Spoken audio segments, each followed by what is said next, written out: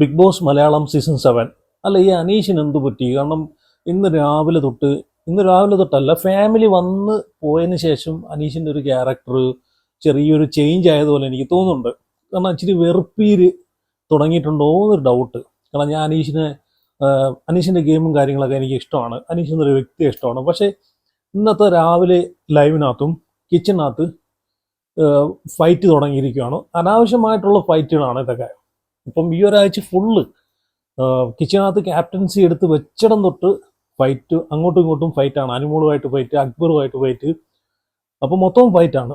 അപ്പം ഇവിടെ എനിക്ക് മനസ്സിലായൊരു കാര്യം എന്ന് വെച്ച് കഴിഞ്ഞാൽ, ഇപ്പം അനുമോളെ ഫാമിലി വന്ന സമയത്ത് അനുമോളെ അമ്മ ആയിക്കോട്ടെ, അനുമോളെ ചേച്ചി ആയിക്കോട്ടെ, അവർ പറയുന്നുണ്ടായിരുന്നു നീ കിച്ചണിൽ മാത്രം ഒതുങ്ങി അങ്ങ് പോകരുത്. കാരണം 3-4 ആഴ്ചയായിട്ട് കിച്ചണിനകത്താണ് നിൽക്കുന്നത്. അപ്പോൾ കിച്ചണിൽ അങ്ങ് ഒതുങ്ങി പോകരുത്. കിച്ചണിൽ ഒതുങ്ങി പോകാനല്ല ഇവിടെ വന്നത്, ഇവിടെ ഗെയിം കളിക്കാനാണ് വന്നതെന്ന് പറയുന്നുണ്ട്. ശരിയാണ്, ഇവിടെ ഗെയിം കളിക്കാനാണ് വന്നത്. അതിൻ്റെ ഭാഗമായിട്ട് ഓരോ ഡ്യൂട്ടീസും കൂടെ ചെയ്യേണ്ടി വരും എന്ന് കരുതി അതിനകത്ത് അങ്ങ് ഒതുങ്ങിപ്പോയി കഴിഞ്ഞാൽ അത് അവരെ നിലനിൽപ്പിനെയും ഗെയിമിനെയും ബാധിക്കും.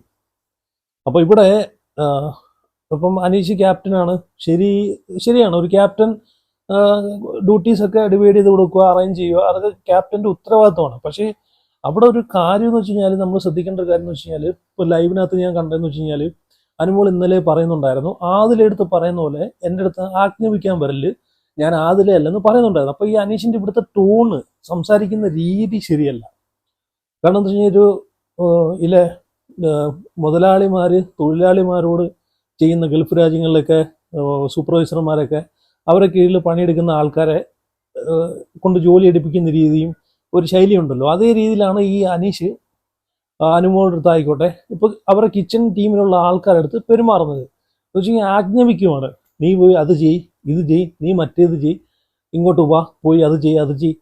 അപ്പോൾ അത് അവരും ക്യാപ്റ്റൻ അല്ലെങ്കിൽ തന്നെ അവരും അവിടെ ഒരു കണ്ടസ്റ്റൻസ് ആണ്. അപ്പം അത് ഒരു ആജ്ഞാപിക്കുക എന്നുള്ള രീതിയിലോട്ട് പോകുമ്പോഴത്തേക്ക് സ്വാഭാവികമായിട്ട് അവർക്ക് അത് ഇഷ്ടപ്പെടത്തില്ല.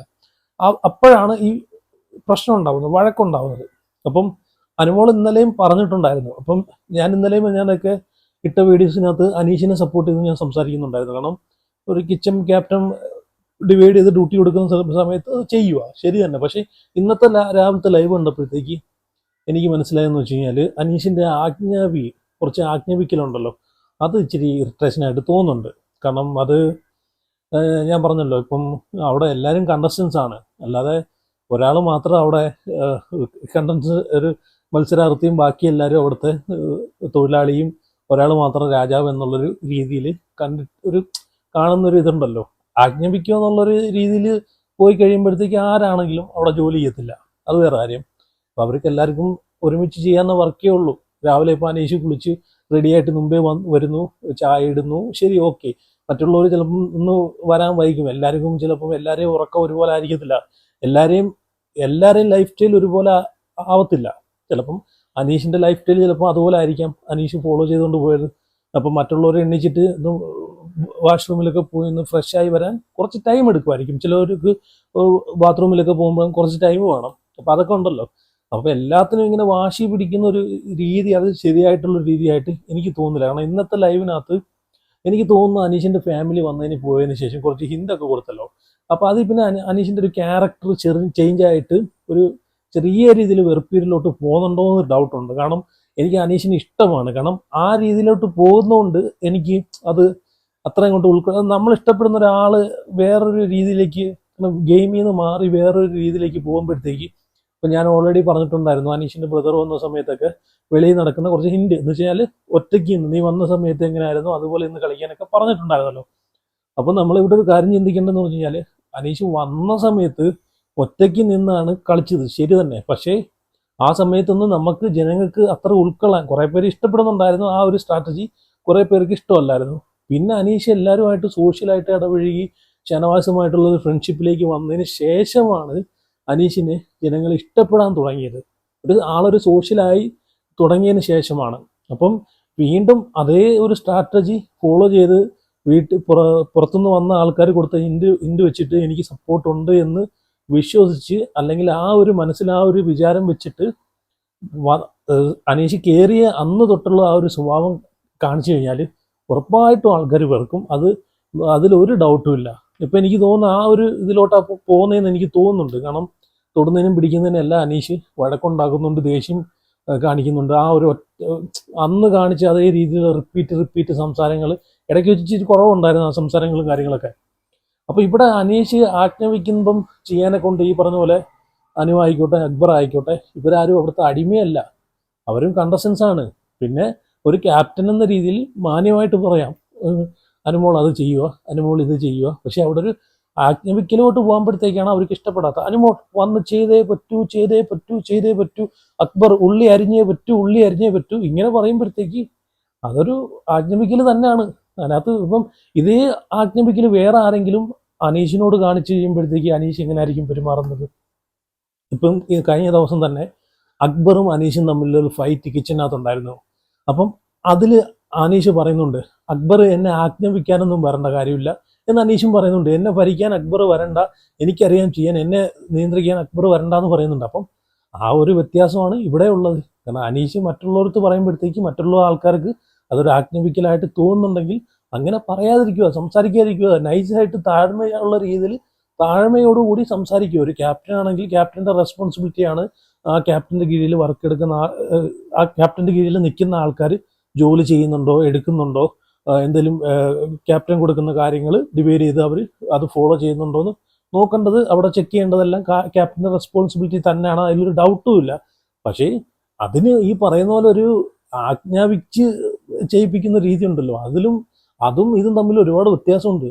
അപ്പം അങ്ങനെ ഒരു ആജ്ഞാപിക്കൽ രീതിയിലോട്ട് പോയോണ്ടാണ് ഇവിടെ രാവിലെ ഇത്രയും ഫൈറ്റ് നടന്നതെന്നാണ് എനിക്ക് മനസ്സിലാക്കാൻ പറ്റിയൊരു കാര്യം. കാരണം ഇപ്പം കുറേ ആൾക്കാർ പൊക്കി പിടിച്ചുകൊണ്ട് വരും, അനീഷിനെ ഡിഗ്രേഡ് ചെയ്യാൻ നോക്കുന്നുണ്ട്, അനുമോളെ പൊക്കി പിടിച്ചുകൊണ്ട് പോകാൻ നോക്കുന്നുണ്ട്, അക്ബറിനെ പൊക്കി പിടിക്കുന്നുണ്ട്, PR ആണ്, മണ്ണാങ്കട്ടയാണ്, ഒരു PR ഇല്ല, ഒന്നുമില്ല. അനീഷിനെയും സപ്പോർട്ട് ചെയ്യേണ്ട സമയത്ത് സപ്പോർട്ട് ചെയ്യുന്നുണ്ട്, അക്ബറിനെയും സപ്പോർട്ട് ചെയ്യേണ്ട സമയത്ത് ഞാൻ നോക്കിയിട്ട് അക്ബറിനെ ഒന്നും ഞാൻ സപ്പോർട്ട് ചെയ്യുന്നില്ല. പക്ഷേ അക്ബറൊക്കെ നല്ലൊരു ഗെയിമറാണ്. എല്ലാവരും കുറച്ച് ആൾക്കാരിൽ ഒതുങ്ങിപ്പോയോണ്ട് ഈ അക്ബറിനെ പോലെ അല്ലെങ്കിൽ ആര്യനെ പോലെ അല്ലെങ്കിൽ ഈ പറഞ്ഞിട്ടുള്ള അക്ബർ, ആര്യൻ ഇവരൊക്കെ നല്ല ഗെയിമേഴ്സാണ് കേട്ടോ, അതിലൊരു സംശയമില്ല. പക്ഷേ അവർ ഈ പറഞ്ഞിട്ടുള്ള ജനങ്ങൾക്ക് ഇഷ്ടപ്പെട്ട ആൾക്കാർക്കെതിരെ ഗെയിം കളിക്കുമ്പോഴത്തേക്ക് അവർ സ്വാഭാവികമായിട്ട് നെഗറ്റീവ് ആയി പോകുന്നതാണ്. അല്ലാതെ അവരൊരു ഗെയിമേഴ്സ് അല്ലെന്നല്ല, അവർ നല്ല ഗെയിമേഴ്സാണ് കേട്ടോ. കാരണം അത് ഞാൻ പറഞ്ഞല്ലോ, ഇപ്പം അനുമോള്, അനീഷ്, ഷാനവാസ് ഈ ഒരു ഫാൻസിൻ്റെ ഇടയ്ക്ക് അവരങ്ങ് ഒതുങ്ങിപ്പോയി.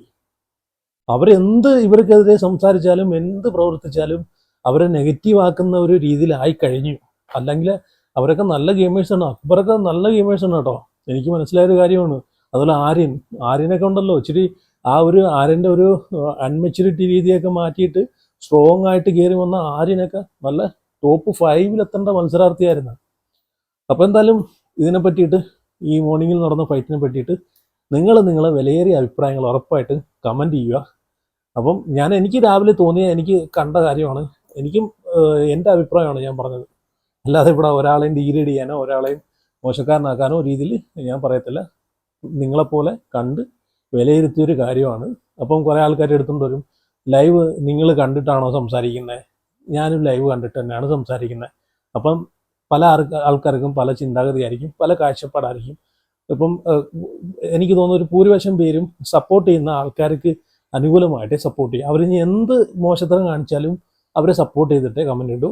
അപ്പം എന്തായാലും നിങ്ങളുടെ അഭിപ്രായങ്ങൾ ഉറപ്പായിട്ട് കമൻറ്റ് ചെയ്യാം. അപ്പം